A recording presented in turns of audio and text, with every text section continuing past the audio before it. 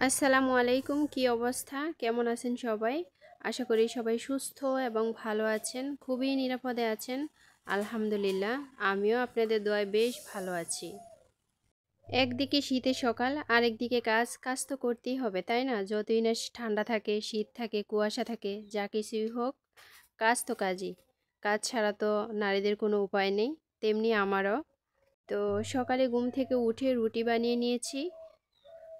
এটা হলো নোয়াখালীর বিখ্যাত খোলাজালি পিঠা। এটাকে আমি রুটি বলি। আর যদিও এটা মাঝখানে একটু ছিদ্র হয়, দেখতে সুন্দর হয়, তবে পিঠাটা খেতে কিন্তু ভীষণ মজা। রুটি বানাতে কিন্তু অনেক ঝামেলা হয়, এটা কিন্তু খুবই শর্টকাটে হয়ে যায়। তো আমি সব সময় রুটি বানানোর চাইতে এই পিঠাটা বানিয়ে নিই। যখন আমার কাজ থাকে বেশি, তাড়াহুড়ো বেশি থাকে, তখন আমি এই পিঠাটা তৈরি করি। যখন হাতে একটু সময় থাকে তখন আমি রুটি বানাই। আর এই পিঠাটা খুবই নরম হয়, খেতেও খুবই সুস্বাদু, বাচ্চারাও খুব সুন্দর করে খেয়ে নেয়। আর এইদিকে চলে আসছি কাপড় চোপড় নিয়ে পুকুর পাড়ে। বাচ্চা থাকলে যা হয় আর কি, কাপড় চোপড় তো সব সময় ধোয়া লাগে, তাই না? তো বাচ্চা থাকলে একটু বেশি ঝামেলা, প্রতিদিনই কাপড় চোপড় ধুতে হয়। আর তাছাড়া শীতকালে কিন্তু বেশি ধোয়া লাগে। শীতকালে কাপড় চোপড় যেমন ময়লা হয় তেমনিও তো পরা পড়ে, শীতের পোশাক। তো সব কিছু মিলে জিলে আর কি। তো আমার একটু সুবিধা হয় কারণ আমি পুকুরে কাজ করি। পুকুরে ধোয়ার কাজটা করলে কিন্তু খুব তাড়াতাড়ি হয়ে যায়। তো আমার এই দিক থেকে একটু সুবিধা হয়, খুবই তাড়াতাড়ি কাপড় চোপড় ধুয়ে নিতে পারি। আর আমি কাপড় চোপড় শুকাতে দেই পুকুর পাড়ে, কারণ পুকুর পাড়ে একটা রশি টাঙিয়ে নিয়েছি, সেখানে অনেক রোদ পড়ে। তো কাপড় চোপড় যেখানে ধুই সেখানেই রোদে দেই, সেখানেই শুকিয়ে যায়, খুবই ভালো লাগে। আর শীতকালে যেহেতু রোদের একটু টানাপোড়া পড়ে, সব জায়গায় কিন্তু রোদ থাকে না।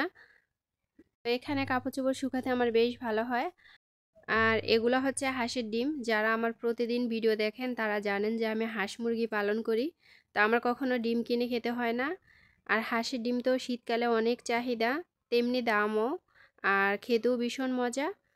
তো এই হাঁসের ডিমগুলো আমি সুন্দরভাবে ধুয়ে নিব, কারণ ময়লা নিয়ে ফ্রিজে রাখলে ফ্রিজও ময়লা হয়ে যায়। আর শীতের ভিতরে ফ্রিজ ধুতে কিন্তু খুবই কষ্ট। আমি আবার ঠান্ডারে খুবই ভয় করি। সবগুলা ডিম ফ্রিজে রেখে দিব তা কিন্তু না, আমি আজকে কিছু ডিম এখান থেকে রান্না করব। শীতের দিনে কিন্তু হাঁসের ডিম খুবই মজা লাগে।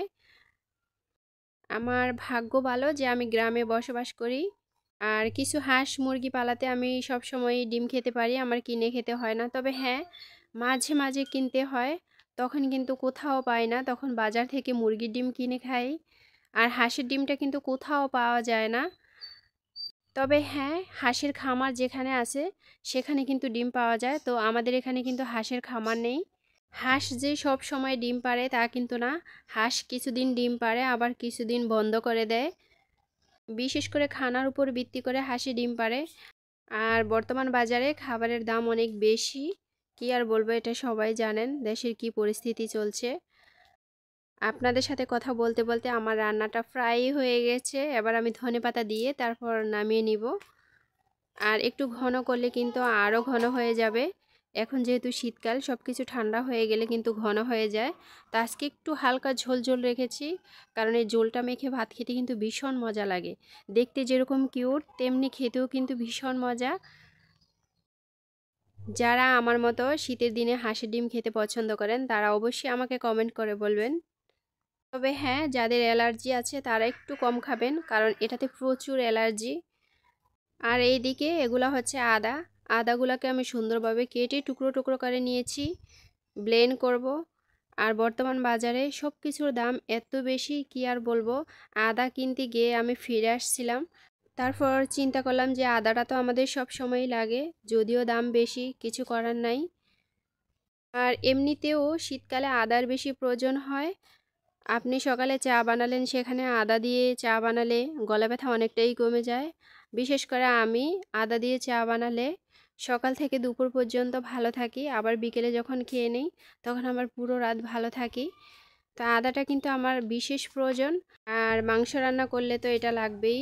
আর শীতকালে কিন্তু মাংসও বেশি রান্না করা পড়ে, বিশেষ করে হাঁসের মাংস কিন্তু শীতকালে ভীষণ মজা।